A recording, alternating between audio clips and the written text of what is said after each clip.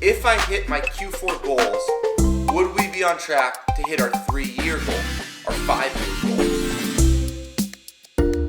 goal? Hey everybody, today we're going to talk about planning. Now, I've been heads down, so if you haven't seen a video from me in a minute, we're almost at the end of the quarter, we're focusing on the future. But I had this epiphany, and I wanted to talk to you guys all about it because I think we all go through this. I was doing my quarterly planning by looking at what I did in Q3 and saying, what do I want to do in Q4? But never saying, if I did what we set out to in Q4, if I accomplished my goals, would we hit our 3-year vision?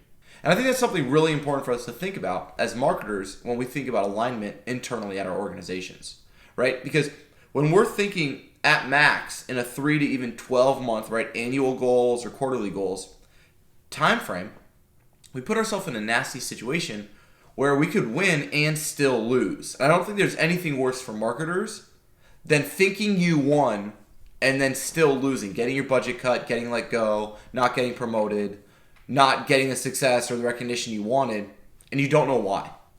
And so my encouragement to you all today is as you're going through this Q3, going into Q4, you're doing your planning, or maybe you already have done your planning, is to ask yourself, if I hit my Q4 goals, would we be on track to hit our 3-year goal, our 5-year goal? And try to back yourself all the way in. So get some time with finance, start walking through the numbers and say, cool, what do I need to do in Q3 and in Q4, or what do I need to do this quarter to essentially hit my 3-year or 5-year revenue target? Thanks, and that's all.